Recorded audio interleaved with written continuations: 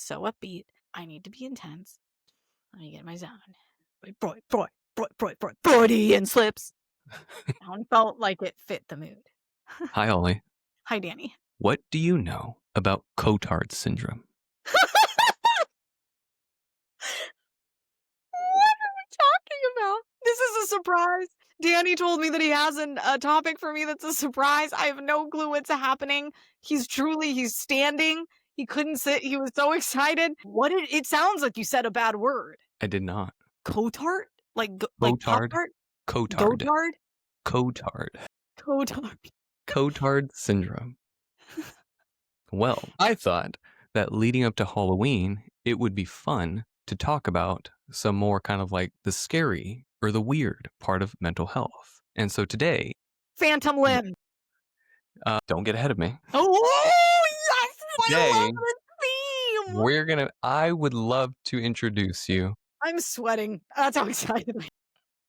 This is what I love about mental health, right? It's not just like all of these like boring stuff. Like there are so many weird things that can walk into the office. And so today I wanted to share with you Cotard syndrome, also known as walking corpse syndrome.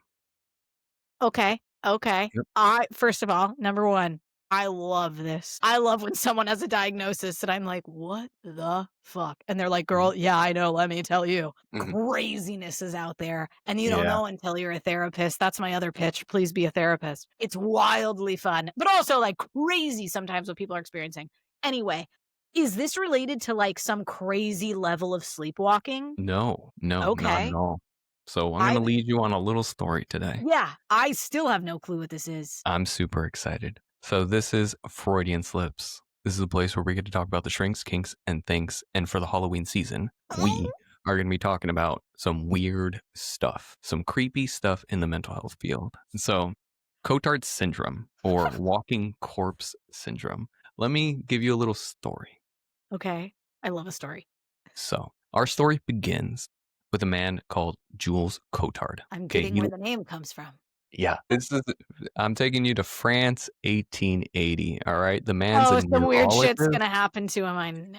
He's a neurologist and a philosopher, and at the time he was working with patients. Right, it's also the late 1800s. No, do we say 1700s? I never understood that. The century is one above, one below. 19th century. I'm not gonna lie and say I know that. Whatever. 1880. Okay, 1880. Psychiatry, you can imagine that psychiatry isn't what it is today, and we're still struggling with it today. So it was shrouded in a lot of like spiritualism and a lot of moral judgment. Okay, and so this is where Cotard meets a woman. This woman, I can't get over the name. This woman, her name is Mademoiselle X. Is that a real name, or are we making that up? No, it's actually how it's presented in his records. Oh. Mm-hmm. Yeah. So this woman goes to him and is convinced that she has no brain, no nerves, no chest, no stomach. She is convinced that she is eternally damned, and because of that, she can't naturally die. That while she does not have these internal organs, she thinks that she's just doomed to walk the earth because of this, right? Cotard was so fascinated by this that he took her on and just started profusely documenting everything that she was experiencing until her death. She actually died of starvation because she was so convinced that she didn't have a stomach, and so why eat? She refused to eat. Oh. Yeah. Okay. Mm-hmm. And so Mademoiselle X was a middle-aged woman suffering from what we might diagnose today as like severe psychotic depression, and I'll get into that in a second. But she believed that she had no internal organs. She had no need for food or warmth. She believed that she was already dead and that she was kind of cursed by some immortal suffering. So yeah. Mm-hmm. Psychosis. But are there other people that experience this? Like that there's literally a Cotard, like there are people that experience it just like this, that believe that they don't have nerves or organs? Yep. Cotard syndrome is a real thing. It's characterized by delusional beliefs, such as one is dead, one doesn't exist, or that one is decaying. So people actually think that they're dying essentially from the inside out. God. Yeah, that they've lost their internal organs, that they don't have blood, or that the world doesn't exist. Almost like this depersonalization or this derealization. Some of the key features of Cotard syndrome are these nihilistic delusions. So the belief that the self, body, or parts, the world don't exist. They tend to be a little bit more of hypochondriacs, and it's actually very common for them to experience severe depression. On top of that, some other common symptoms are going to be anxiety, self-neglect, refusing to eat or drink. There's some suicidal ideation, some psychomotor retardation, and sometimes just hallucinations. Now, you might think that this was just some weird shit that happened a long time ago, but you would be pressed to know that we have some cases as recently as, let me see. Yep. So, some of the biggest ones that we have as of late is back in 2021. A case in the frontiers of psychiatry documented Cotards in a young woman with postpartum psychosis. Oh. hmm And in 2022, in the BMJ case reports, they talked about a man who developed Cotard syndrome following COVID after they experienced COVID. COVID seems to have led to many things. hmm I get creeped out. Ooh, okay. But what the Cotard, sorry, it feels weird saying it, syndrome makes me think of though is I don't know if you ever learned about this in school, and I'm like trying to Google it to find the guy's name and I can't find it. But it was in my neurology class that I learned there is a historic study on, or it's just like a historic case of this man who was a bus driver. And it's like a true story. This man was a bus driver for years and years and years. He fell dead one day. He just drops dead. And when they do I want to say it's the autopsy, whatever, when they try and figure out what goes wrong, he had no brain. He No actually brain. had no brain? He had no brain. It was like this little itty bitty shriveled thing on the top of his spinal cord or whatever. Or on the top of his whatever, like the neural. I wish obviously I sounded like an idiot. He had no brain. So he was, and they're like, there's no way this man just in a day, his brain was like, and like shrunk. Hmm. And so they think it was because there was just zero stimulation. Like he was so on autopilot and did the same, and like they looked into it, he did like the same thing every single day for years and years and years. I don't know if there's ever been another case of that, but I learned about that in our neurology class, and I was like, that's freaking insane. This man actually had no brain. So what if like this had, who knows, that'd be crazy if you felt like you truly had nothing in there, no Yeah. organs, or you were deteriorating from the inside out. That sounds horrible. Yeah. Yeah, imagine that. Like, as spooky as this is, I do, like, put myself in their shoes, and especially when I read that it was linked to, like, postpartum depression, Oh, that yeah. that just kinda, like, took me into, like, a completely different realm. I was just like, "What the fuck?" Well, I mean, not Cotard's syndrome, but similarly, there are women who sadly have experienced awful, awful things sexually. And it is not crazy uncommon for people to believe they have like serpents in their body and truly Oh. think they believe people are like, or like they feel serpents and snake like things Mm. like moving around in their body or living in their body or like moving throughout their body. And sadly, it's linked to a psychosis that tends to be um like sexual in nature, or like it's Mhm. due to sexual trauma a lot of the time that I've seen. I've seen it 3 times. Really? Yeah. I Oh, don't know shit. if that one has a specific fun name. I don't know if it's like uniquely it's psychosis, but it's like I've seen it 3 times.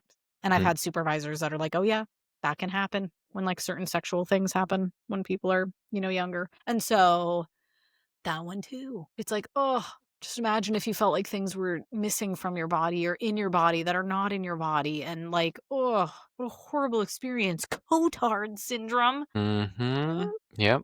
Yep, The yep, yep. doctor version of this would actually be crazy scary. But ours just like are Yeah. meant to be scary. So our current medical understanding of this right now, it's recognized by modern psychiatry as a severe form of nihilistic delusion, often seen in major depressive disorder with psychotic features, which If you think about it, that is actually something that is a lot more common, right? Major depressive disorders with psychotic features is something that I've seen quite a few Yeah, times in my life. yeah. Schizophrenia or schizoaffective disorder. And also, when someone experiences a neurological condition such as a stroke, traumatic brain injury, epilepsy, tumor, or dementia. Also, the last one is that Cotard syndrome can show up in people with autoimmune disease or infectious brain disorders. This episode's just gonna make me paranoid that I, like, have all these random ass things, like, what if I don't have a brain? What if my spleen, like, just up and left in the middle of the night? I don't know, Is it even yours? right? Is How do you anything know it's even still there? solid?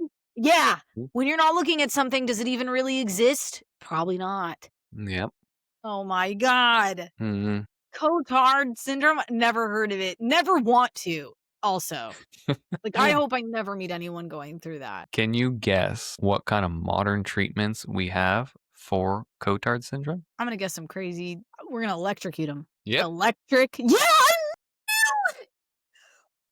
Yes! I bet yeah, good what you this is how I feel about medical things. They have these, oh god, they think that, I don't know, shock the shit out of them. Maybe we'll Yeah. shock it right out. Electroconvulsive therapy is still Shut considered one of the most up. effective treatments for Shut up. Cotard. Yeah, particularly when medication doesn't work or the patient is severely like catatonic or suicidal, just fucking Also, jumpstart I'd them. love to know the medication we're trying. What, frickin' crazy high doses of lithium and shit? Antidepressants and psychotics. Oh, okay. Okay, that's fine. I get it. That's fair. I just think I shit on the medical models a lot of the time, but that's Yeah. okay. Because I knew that they were gonna shock these people. Yep. God. Which by itself, like electroconvulsive therapy is a horror story on its own. Could you imagine living however many years ago where they're like, "Oh, like, these feelings are because there's too much going on in your head, and we need to release the pressure. Lobotomy." It's like, Yeah. "Oh my god." I think there's still conspiracy theories nowadays that still believe that people are doing lobotomies on people. I'm never gonna say never. That Like, reminds me of the movie Shutter Island. oh, yeah, I tried to watch that. I got real confused. But Really? great again, look at the artistry of it. Yeah, Shutter Island was the one that I guess, this is technically a spoiler if anyone hasn't seen Shutter Island from however The many movie's old years as ago. shit, the book's older, so Right, right, I don't know, I just felt like we should say that. Isn't that the one where at the end, like, the guy realizes, like, "Oh, I'm actually, like, sick," or "I'm in the ward," or whatever? Like, he's one of the people there? that is ultimately what they're trying to do. That is the goal of the experiment. And so, sidebar, new spooky story. For those of you who don't know what Shutter Island is about, Shutter Island is a really good book. Oh, I didn't even So, know it was a book. yeah, it's a book. Shutter Island. So, Shutter Island is a prison on an island, and there is the most aggressive and violent convict there. The doctors are doing a last ditch effort to kind of snap him into reality. And so, what they do is they make this whole scheme is we're going to pretend that he's a detective trying to solve the murder of his wife and children. They lead him on this whole rat race so he can essentially just like come to his own conclusion that he himself is the one that actually did it. Now, what you're talking about, Ollie, is that at the end of the movie, yeah, that's exactly what happens is he's able to kind of come into reality. He's able to acknowledge that's what he did. But the movie actually has a twist that the book didn't do. And that is the way that the book ends is with him going to get a lobotomy, right? Because they had said, hey, if this experiment doesn't work, then he's too violent. He's too crazy to be left out. Like, we can't just watch him. Even if we do watch him 24/7, he's a danger to us. And so if this experiment doesn't work, he's going to need a lobotomy. And so at the end of the book, yeah, he comes to his senses for a little bit, but then he reverts back and says like, hey, how are we going to get off this island? He's looking at his doctor who's been pretending to be his co-detective or whatever. How are we going to get off this island? What are we going to do? And so the detective slash doctor is like, didn't work. All right, they're going to go lobotomize him. What the movie does, which I actually really appreciated, is when he's getting up to go to the lobotomy, he says, hey, you know what? I wonder what's worse, living as a monster or dying as a good man. That one line, which is unique to the movie, completely changed the context because the book essentially suggests that the whole thing didn't work and that he did go back into psychosis, where the movie suggests that no, he stayed sane and is choosing to get lobotomized because he can't live with the fact that he killed his family. I watched the movie. You just described a plot and an ending that I didn't even know happened. Like that, like that was great. I almost want to watch it again. I had no clue that was the movie I saw. It's really Granted, good. this was years ago. It was in a theater. I'm trying to keep up. It was a lot. I couldn't pause to process, but you almost make me want to rewatch it. That was a It's good. beautiful telling of a story I saw that I didn't even know I saw. Mhm. Yeah, it's really good. I Oh, think that you should watch it. Am I biased because I have a crush on Mark Ruffalo? Yeah, 100%. But I still think it's a good movie. it is a good. Oh, have you ever sorry, we're really gonna get back to the creepiness, but this is a creepy show. Have you ever seen the second season True Detective? Yes. I can't watch TV anymore, Danny. Like, you don't understand. My husband showed me this over a year when we were dating. The second I wanna know 'cause, the second season sucked, in Wait, my shut up. opinion. Oh, wait. Sorry, am I talking about the first season? It's the creepy guy. The first season was amazing, and the most recent one, the 4th season, was freaking cool. The second one Really? was odd. Then I don't know if I'm thinking of the right one. I'm So what thinking of the one happened? with Matthew McConaughey. That's the first season. That shit was JK. good. The first season of Yeah. True Detective, it's the only one I've seen. I am obsessed with it. It's the best show ever made. What do people say nowadays? Don't at me. I don't even understand the freaking, I don't know what that means. But like, come at me. It's the best show ever made. It's dark. It's real. It's Matthew motherfucking McConaughey, one of the best actors of all time. It's so good I can't even watch television anymore. And it is dark. So I feel like I can say it here to our Mhm. listeners. Please watch it if you haven't. It's amazing. But I love a dark, like my sister freaks out at what I mean, I won't watch like true crime. I don't need to see real things that are like awful, but give me like a storyline that basically is real without saying it's real. And I'm like, oh yeah, this dark shit exists everywhere. And like the acting was whatever. It's one of the best shows. It is the best show ever made. Yeah, it's one of the best seasons. Again, if you've seen Yeah, sorry. I meant that. Yeah. That season is the best season of any show ever made. have you seen Schitt's the Creek 4th is a one? close second, but different vibe. Have you seen the 4th season? No, I haven't seen any other ones because I'm honestly too scared. It's the best thing ever made, and I'm scared to ruin it. Go in with healthy expectations, but watch season 4. Okay, I'll It's watch season different. 4. It's Okay, different, but it's really, really good. It's okay. really fucking good. I love that show, and I still need to convince myself to watch season 3. I like Okay. season 2, and I think I need to go back and just appreciate it a little I've bit just more, heard but after season 1, it can't compare. yeah, it cannot. But season 4 though, season Oh, 4, no, they came and, like back. Season 4 took place, like, I don't know how many years later. They took a break. okay, yeah, because I haven't even heard of season 4. Oh, okay, I'll have to tell Ryan I wanna watch it. Yeah. This is yeah, okay, sorry. So now that we're talking about dark, I am gonna rewatch Shutter Island. I now know what it's about. I didn't know when I tried to watch the first time. It's like that other show, the one with the spinning top. That was far too scary. Inception? Oh my god.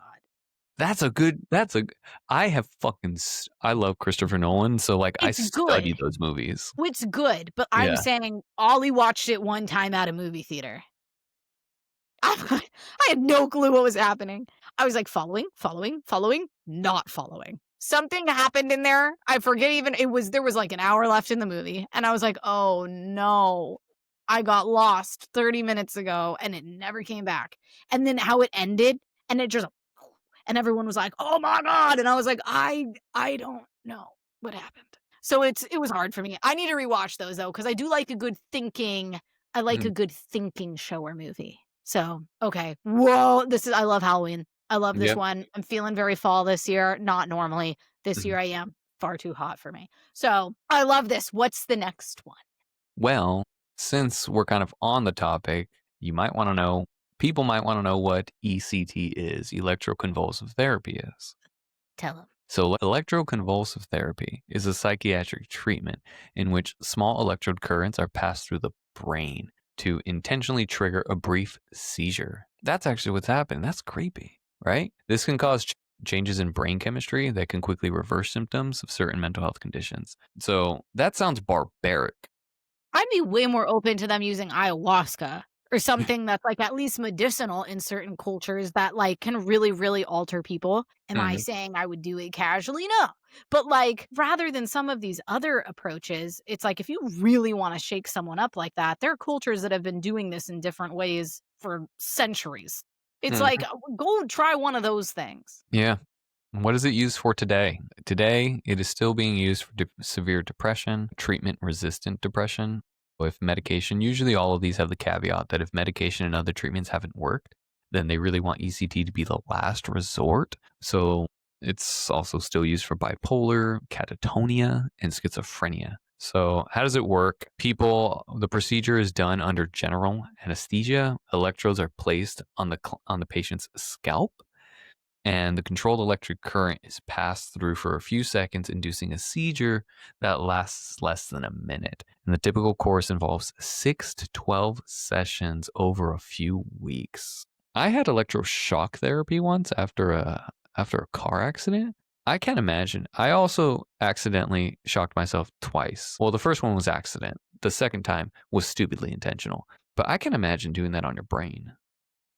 No. And I feel maybe I really want to give it benefit of the doubt. Maybe there's someone out there that like knows, like we don't do this. Mhm. We're not versed in this. Maybe there's someone out there that's like, no, no, no, this is very misunderstood. I swear this is ethical and is meant for very, very specific things. I want to give that person the benefit of the doubt. Email us. I'd Mhm. love to talk. But I don't send us our first email. But I don't know. As it sounds right now, and anything I've ever heard, it scares me, and I just don't think we need to go there. I'm all Yeah. for trying some weird things. Or, it's like using weird modalities to treat things. I'm all for out of the box, different kind of thinking. I don't I don't know if I need to make anyone have a legitimate medical seizure to see certain changes. I don't know about that. I mean, it's stuck around this long because it actually has results. I mean, people who go through it, they do report rapid relief of severe symptoms. I guess, but, like, what else do they report? You just had a seizure. Well, they tend to report short-term memory loss, confusion, and headaches. That thing's gone, but now this migraine disorder I have now, I can't hold a job. Yeah. God, that's dark. Oh, boy. Yeah. So I'm that's gonna stand by, I guess we don't know enough about or, like, we don't know a ton about it, but mhm. I think it's clear we're both skeptical. Yeah. So that is Cotard's syndrome. I wanted to share with you some spooky stuff in the mental health field, and so in the next couple of episodes, I'm gonna have some more. We're only doing Cotard today? Only Cotard today. You're gonna have to Oh, I've wait been until so next excited. time. Okay. Is there something else spooky? You got anything? Oh, Danny, I got all worked up. I thought we were gonna have more. Nope, that's all I got for you today. Cotard? Okay, fine. But then I get to come up with some fun ones too, because this was a surprise. I didn't even get to come in prepared with anything weird. Well, that's the invitation. Okay. Is I want you to participate, and I want to Ooh. know what's the creepiest mental health issue that you know of. And we'll see if anyone joins in. If you can tell us what the creepiest mental health syndrome you've ever heard about, maybe we'll talk about Yeah. Comment if it's nice. Send us an email if it's also nice. it. That's what I got. Ooh. This one's fun. Wow, that was great. That blew my mind. That was so much fun. That's crazy. Cotard syndrome. Cotard syndrome, walking corpse syndrome. I think they gotta give these I mean, that is a pretty good name, but I'm It's just a pretty saying some badass of name. these, the names are like that makes it sound, yeah, worse. I Yeah. wanna see if the snake, the serpenty one has its own name, because that one's like is a phenomenon the right word? I don't know if it's truly a phenomenon, I don't know the definition of that, but it's like semi-call I also guess I don't wanna say it's semi-common, but it's not crazily uncommon that I wonder if that's its own, like, niche, like, that has its own specific name is the serpenty snake thing. Hmm. We'll look it up. I will look it up. Oh my god, this is fun. Creepy. Woo. So I'll see you next time. Okay, see you next time. More Bye. creepy mental health things. Bye, Danny.